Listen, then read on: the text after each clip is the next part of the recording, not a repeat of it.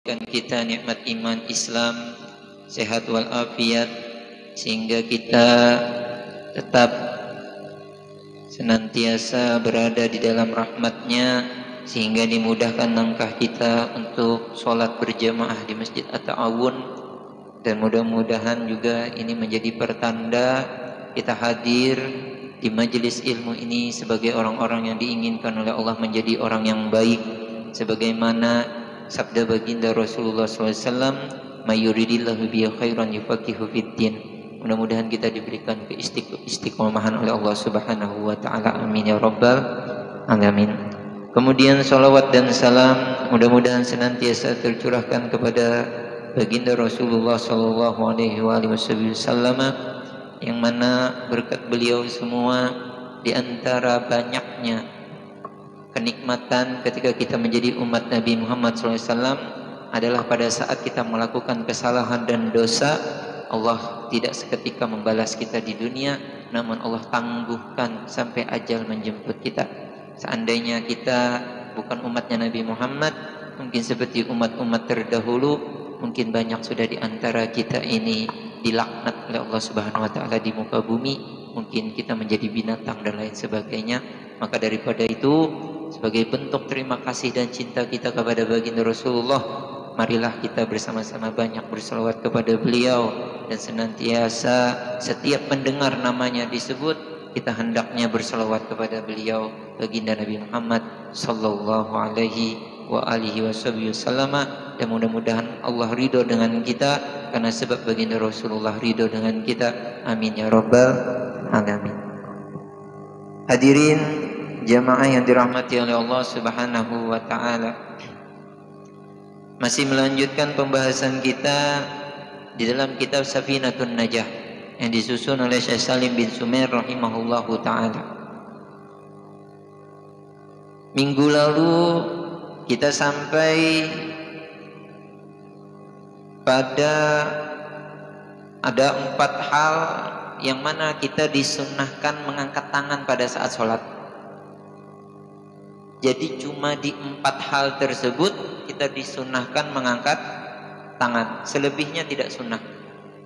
Yang pertama kemarin yaitu pada saat takbiratul ihram, takbir yang pertama, berarti takbir yang berikutnya tidak sunnah mengangkat tangan.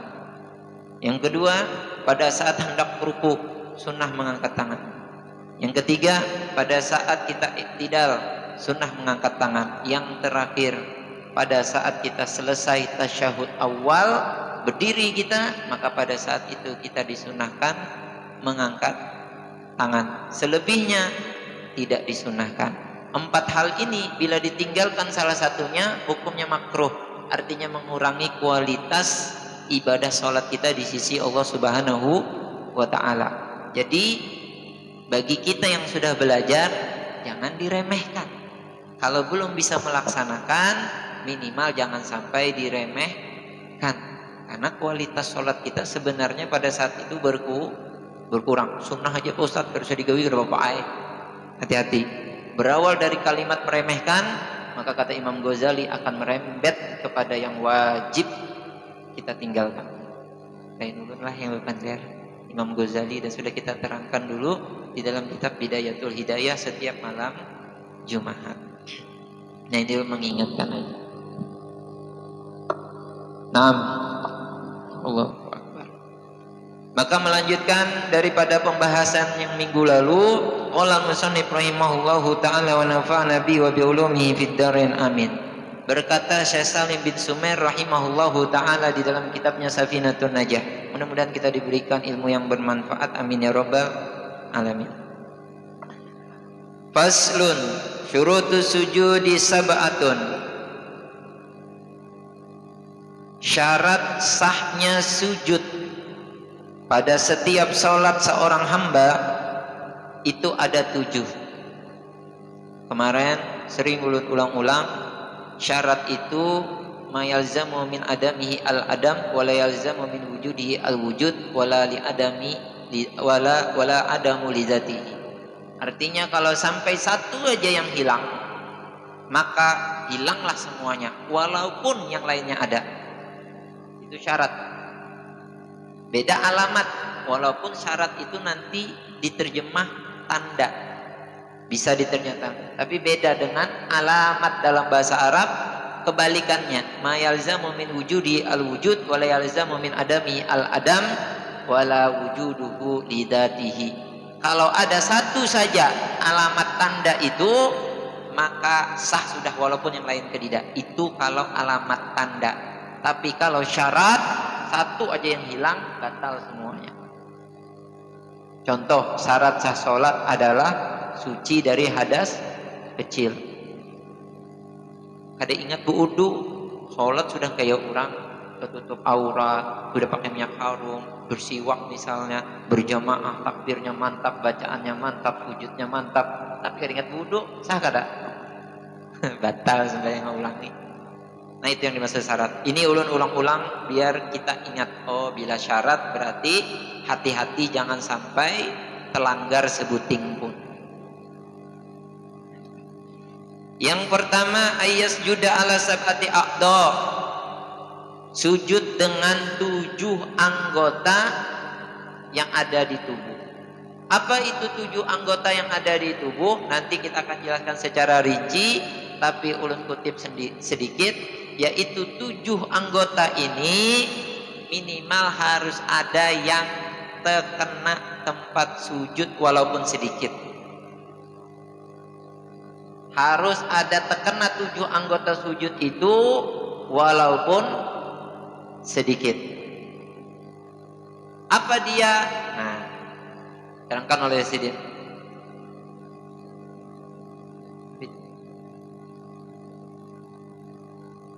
Yang pertama itu dahi.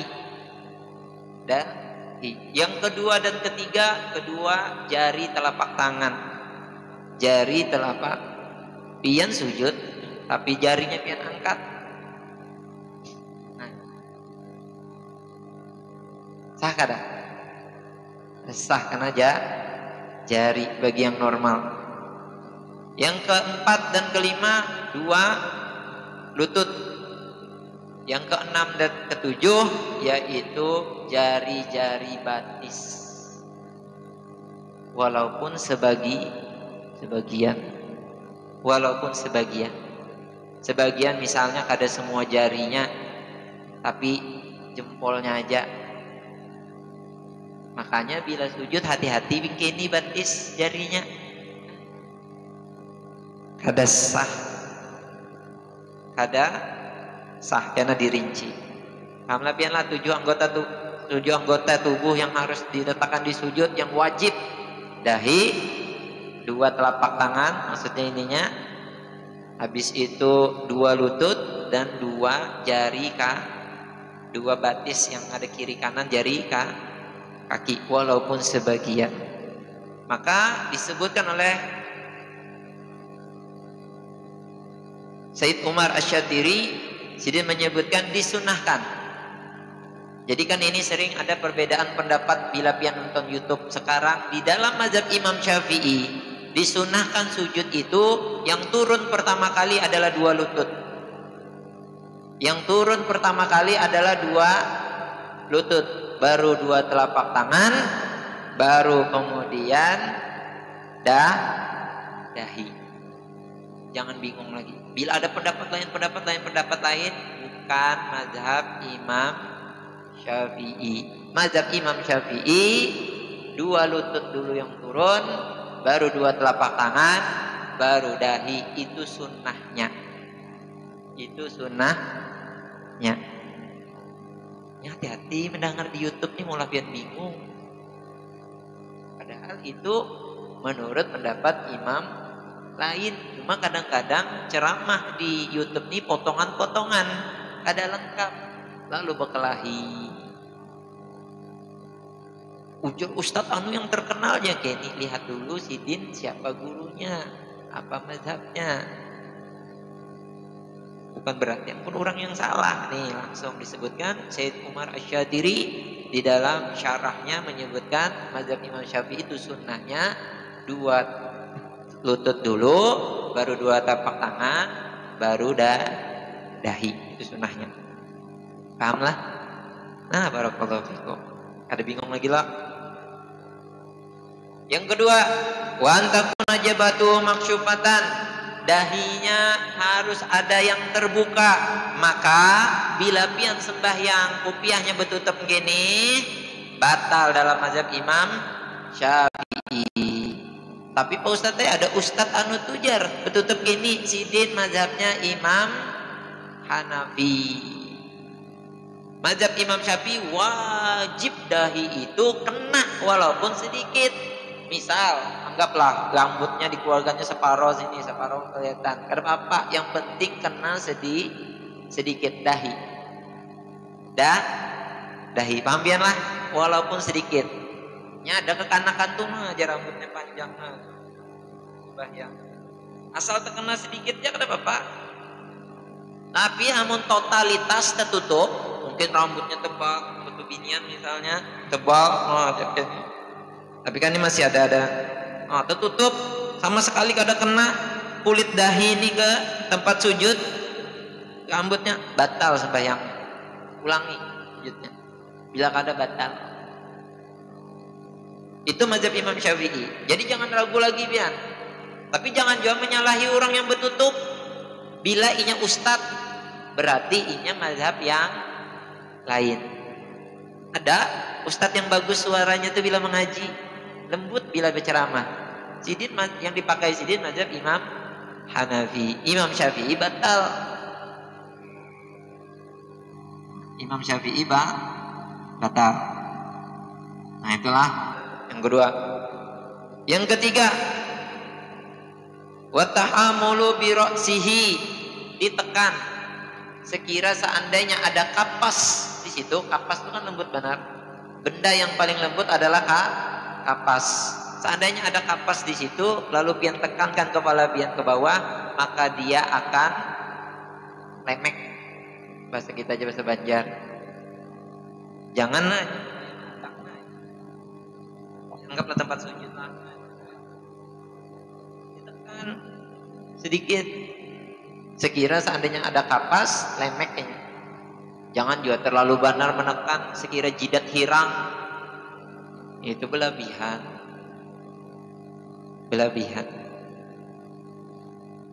Nah, pahamlah setelah tahammul. Yang pertama tadi, 7 anggota tubuh harus diletakkan. Kalau ya ada sujud, tangan sebelahnya diangkatnya, batal. Kalau ya sujud tapi aja sambil melihat ke muka aja, kolernya dahinya diandak, batal. Yang kedua tadi, dahinya harus ada tekena sedikit. Makanya berkopiah jangan gini, sujud di atas kopiah, batal. Yang ketiga, ditekan kepalanya sedikit. Jangan juga gancang mana digintas-gintas. Nggih melukai diri, menyiksa diri. Itu yang ketiga. Yang keempat, wa adamul huwi li ghairi. Sujudnya bukan karena terpaksa atau dipaksa lalu diselajurakan. Ini sama kayak rukun-rukun yang lain. Belum lagi hendak sujud, masih iktidal, belum lagi hendak sujud nih, cuma kawan menjuhung, pak, tegugur langsung sujud, selajur aja, kada bisa berbulik lagi, baru. Beda kalau kisahnya pian sudah hendak sujud, kawan menjuhung, berarti sudah ada keinginan, lalu tegugur, nah itu kada apa-apa diselajurkan.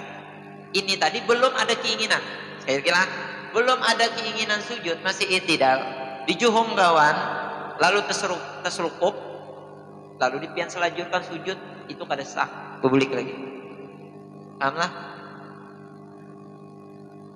Karena tidak keinginan. Syaratnya tadi harus ada keinginan.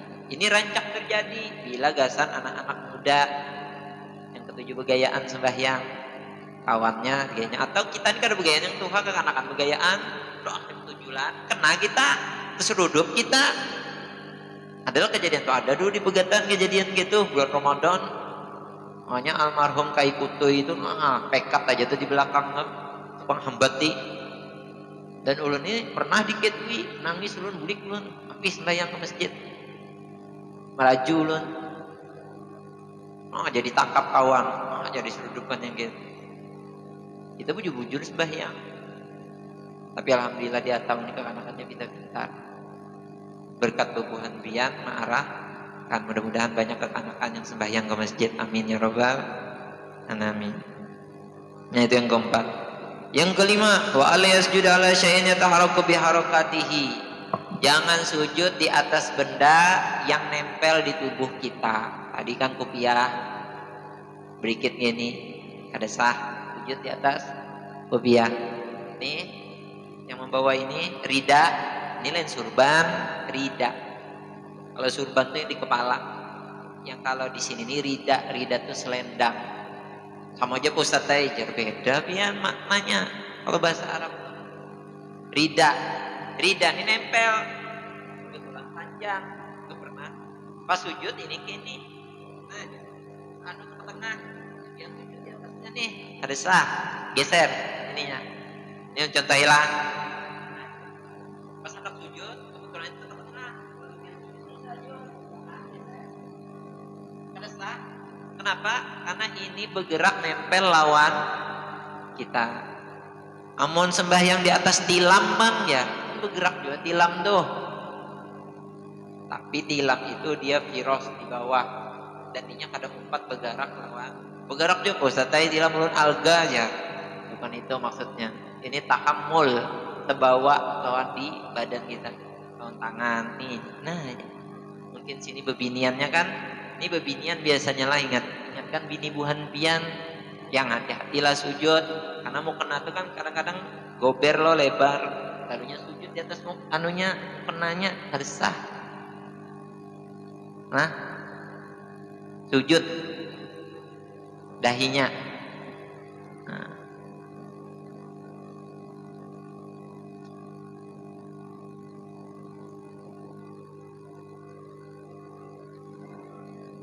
Nah itu hati-hati. Dahinya lah tapi lah dahi. Sujud dahinya di atas benda yang dibawa nempel di tubuhnya. Nah, tadi.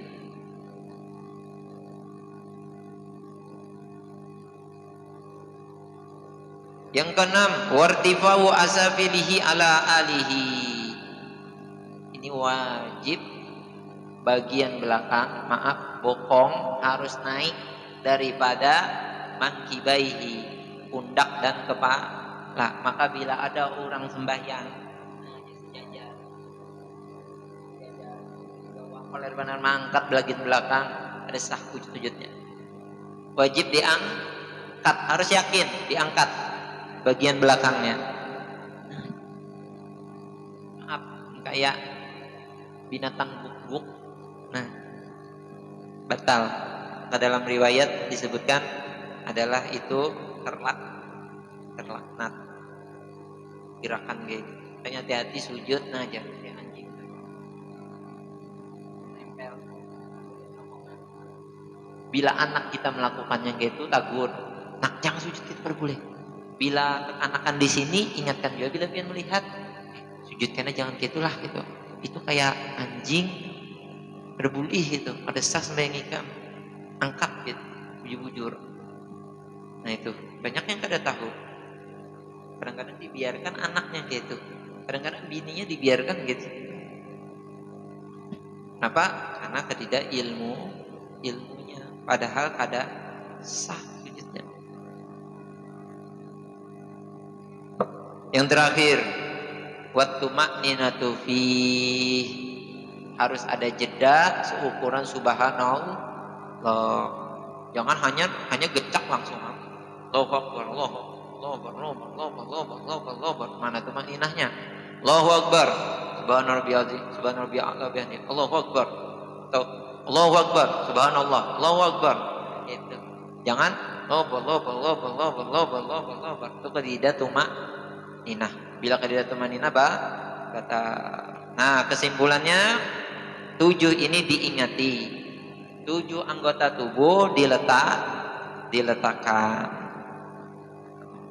Habis itu ini harus ada terbuka walaupun sebagian.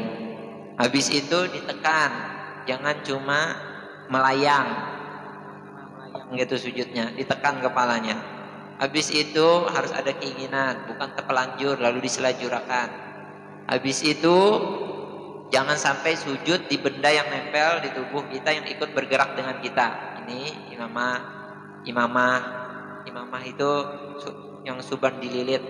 Habis itu ini rida dan seterusnya dan semisalnya.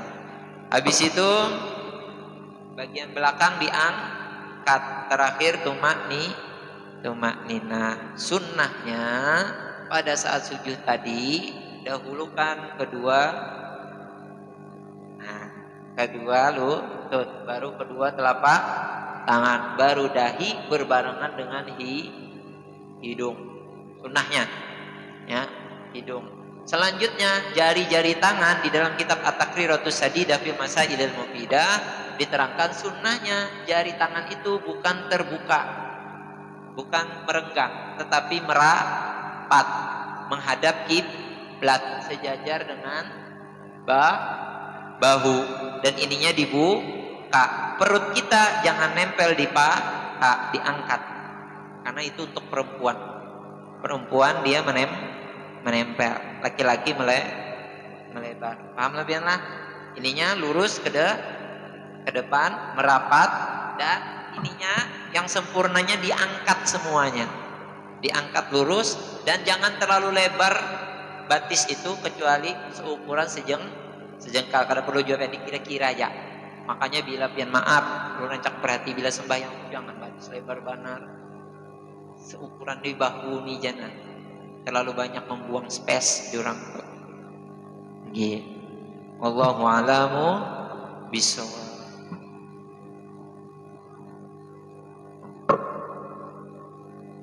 Mana tadi?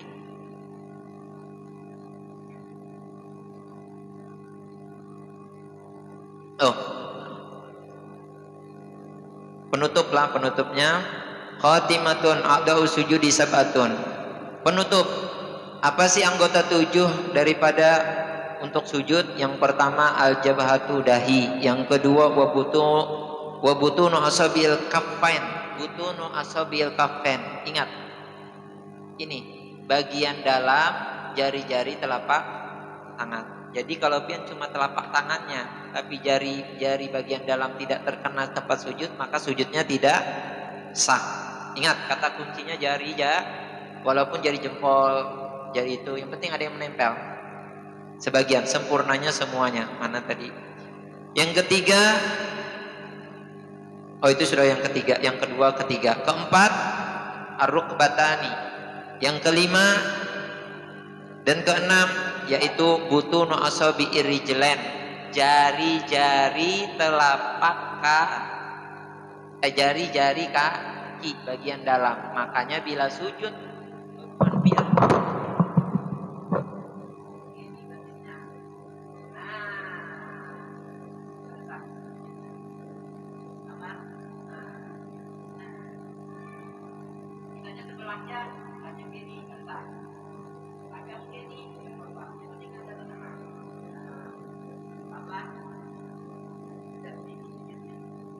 makanya ulun selalu mengingati, sehebat apapun ibadah dan sujud kita, tapi tanpa ilmu, maka wa kullu man bi ghairi ilmin ya'malu amaluhu mardudatun la tuqbalu. Sebanyak apapun ibadah kita, tapi tanpa didasari ilmu, maka batal, tidak diterima di sisi Allah. Boleh jadi gara-gara hal gini kada tahu. Gara-gara hal gini, jadi ibadah itu mudah tapi tidak boleh dianggap remeh. Ngalihnya Ustaz ilmunya aja gampang ya, kita nih cuma karena terlambat aja belajarnya. Terlambat belajar.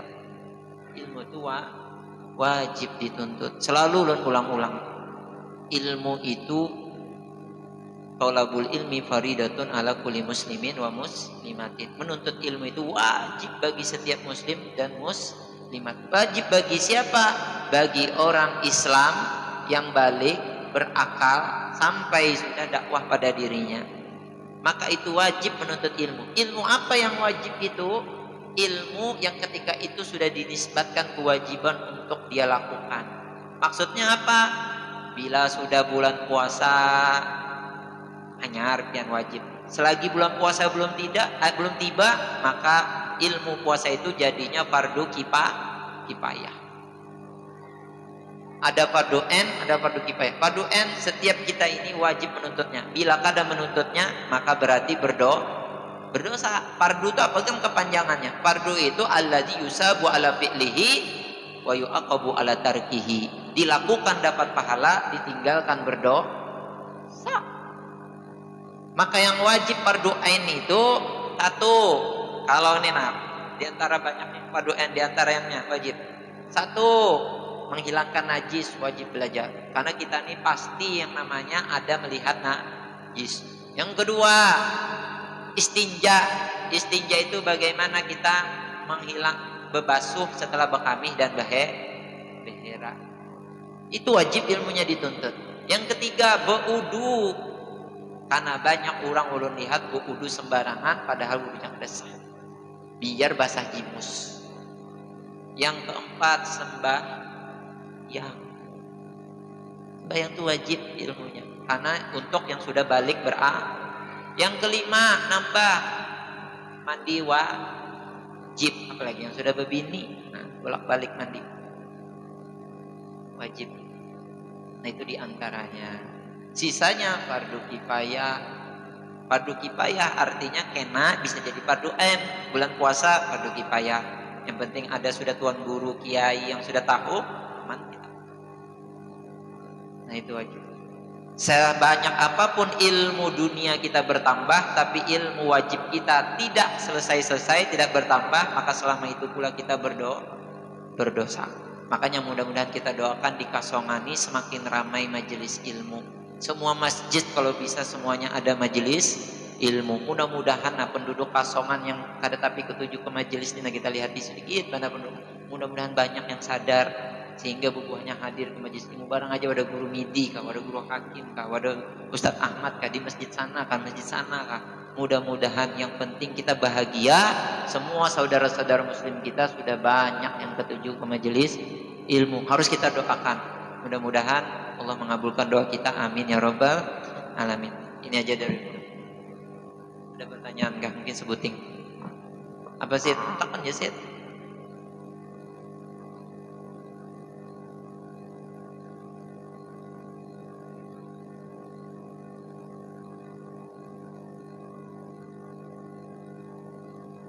Ayo sih.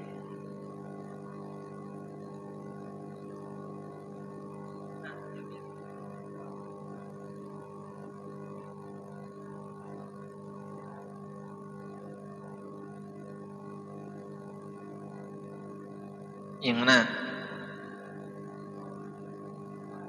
Yang lain masih kawat. Kalau berdiri ini kau kada diangkat.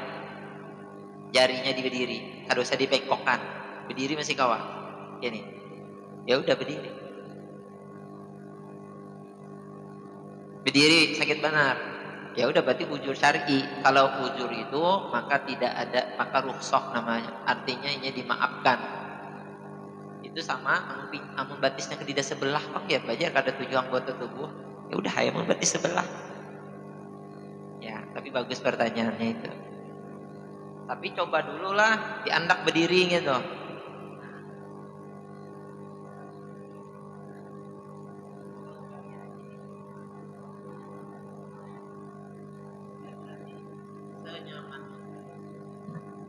Senyamannya saja. Tapi yang sebelahnya enggak apa-apa kalau ya udah senyamannya saja. Itu namanya rukhsah uzur. Jadi diringankan di dalam Islam. Wallahu a'lam. Jadi jangan tapi diperhatikan.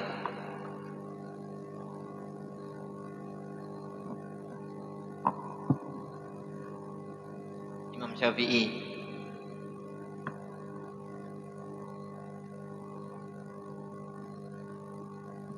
Enggak. Kembali lagi, sujud itu bagaimanapun cara kita turun, tetap itu dianggap sujud. Tapi kalau kita hendak tahu sunnahnya, dahulukan lutut, baru telapak tangan, baru Ini sunnah bagi kita. Seandainya kita mendahulukan ini pun, menurut mazhab yang lain, karena ini sunnah, bukan yang wajib, rukun, maka tidak masalah juga. Tapi menurut mazhab Imam Syafi'i itu bukan sunnah. Jadi ada namanya usul, ada namanya furu. Kalau masalah furu, kenapa Pak? Berdahulu telapak tangan. Tadi, karena pernah mendengar. Padahal ternyata itu mazhab Imam Hanafi. Tapi selama ini kita sembahyang dengan mazhab Imam Syafi'i. Maka menurut mazhab Imam Syafi'i, sunnahnya bukan tangan duluan, tapi lutut duluan. Artinya, kada dapat pahala sunnah menurut mazhab Imam Syafi'i. Tapi sembahyang kada batal.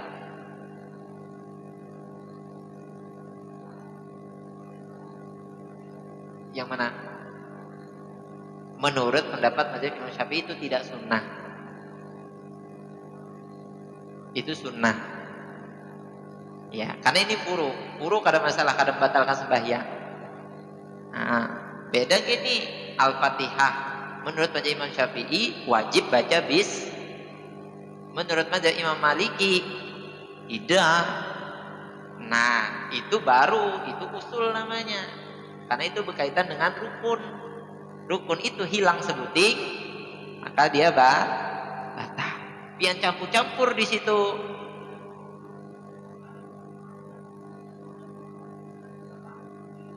Bukan keliru, itu namanya cara memahami hadis.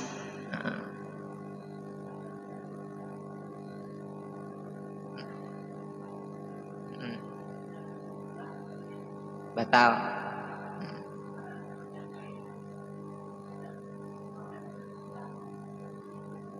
Tetap tidak batal.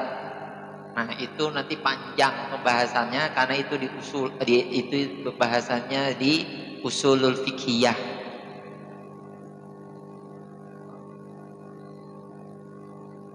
Nah, itu al-ilmu dinuk kata Rasulullah. Ilmu itu agamamu. Artinya yang mana yang kamu mau tuntut.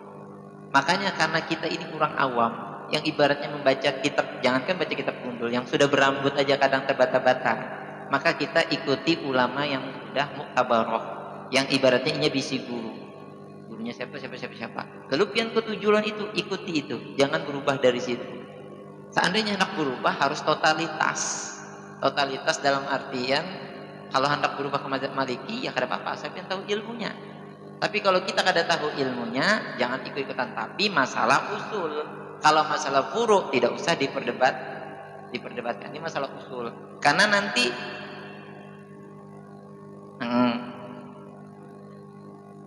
ya sunnah. Kalau ini kan beda, berarti ini beda lagi babnya, harus satu-satu. Kalau yang mungkin jelaskan barusan ini beda lagi babnya. Ini bab bagaimana hukumnya kita sembahyang di belakang orang yang beda mazhab, beda lagi. Sekarang kita bahas yang pertama dulu, selesaikan. Karena ingat harus sesuai takrif. Sekarang kalau masalah rukun, artinya masalah usul. Masalah usul itu nanti ada namanya istinbat, memahami hadis. Karena saking banyaknya hadis, lalu bagaimana mereka menyimpulkan suatu hukum. Namanya itu usul fikih. Kamu hendak belajar itu, belajar dulu dari awal. Tapi yang jelas keputusan berbeda mazhab itu mereka berbeda tentang itu karena berbeda cara memahami riwayat. Tapi mereka tidak pernah berkelahi.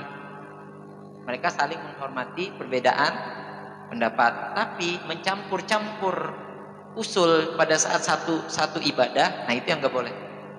Yang usul,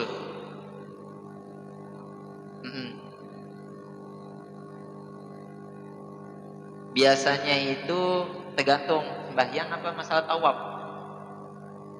Sembahyang kalau beda tuh kan masalah. Misalnya nih, ini orang Muhammadiyah, ini orang Muhammadiyah, orang jangan itulah bono biasanya kada ketujuh pakai kalimat itu karena itu kan organisasi. Ini mazhab Imam Maliki, kita mazhab Imam Syafi'i. Bolehkah berjamaah? Sudah pernah dicontohkan Imam Malik dan Imam Syafi'i, dan mereka saling menghargai. Artinya, tapi bagaimana di dalam hukumnya? Nanti pian buka di dalam kitab Muqal. Maka di situ dibagi. Kalau masih ada yang sesuai mazhabnya. Tapi kalau tidak, ya udah ibadah dengan mereka. Ada yang berpendapat makruh, ada yang berpendapat tidak makruh, tergantung situasi, kondisi. Jadi gitu. Yang kada boleh itu mencampur-campur mazhab di dalam satu ibadah. Sholat Al-Fatihahnya mazhab Imam Syafi'i, habis itu kena Imam Maliki misalnya, tapi wudunya mazhab Imam Syafi'i. Maka ujar Imam Malik kada sah wudu ikam, ujar Imam Syafi'i sembahyang ikam kada sah, karena itu campur. Makanya jangan dicampur. Tapi ini untuk orang yang berilmu. Untuk orang awam ini semua mazhab. Makanya itu yang dikhawatirkan. Kenapa dikhawatirkan? Pada saat di dalam riwayat kan banyak orang itu sholat tapi sebenarnya isinya kosong. Di antara isinya kosong misalnya ayat yang paling sering dibaca wailul lil musallin, sembahyang kok celaka. Banyak di situ tafsirnya, di antaranya karena kada pakai ilmu sembahyang sesuai kehendaknya, belajar kada mau, asal umpat-umpatan, ternyata yang diumpati keliru. Nah, itulah kenapa ilmu selalu nomor 1. Bahkan minta maaf ulun, akhlak itu kan bagus, adab itu yalah, berkata lembut tuh bagus loh, menjawab dengan lembut dianjurkan. Tapi ketika perempuan cantik yang bukan mahram berkata lembut, itu justru haram. Kenapa? Jadi fitnah. Harusnya tegas. Lihat di Sayyidatuna Aisyah ketika dimintai hadis dibalik tirai dan suaranya diganalkan. Ya, tapi bukan berarti menghina atau merendahkan. Maksudnya suaranya harus gitu ya.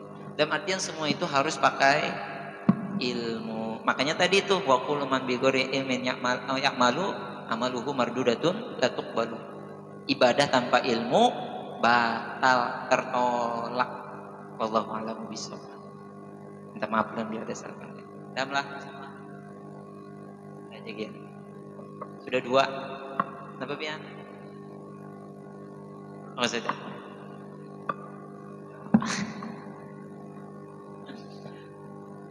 Jadi kesimpulannya adalah supaya buhan pian jangan bingung, tentukan pilihan di dalam beribadah. Kalau hendak 4 mazhab Imam Syafi'i, pelajari itu dari awal sampai akhir, selesaikan dulu. Karena untuk memahami satu mazhab aja kadang-kadang kita kesulitan, karena itu banyak, belum lagi dalil dan riwayatnya. Nah, makanya penting namanya guru. Nah, penting namanya guru ilmu. Makanya juga belajar di media sosial. Ini pesan ulun lah, berhati-hati. Media sosial itu bisa kita jadikan sebagai informasi awal. Ulun contohkanlah, ada dokter menulis buku tentang cara operasi. Pian baca buku itu tentang operasi nih, pian baca tanpa pian mendatangi yang tukang ngolah bukunya atau orang yang pernah belajar lawan sidin. Lalu kira-kira pian hakon operasi lawan orang tuh, lawan orang yang belajar baca buku, hebatnya menjelaskan.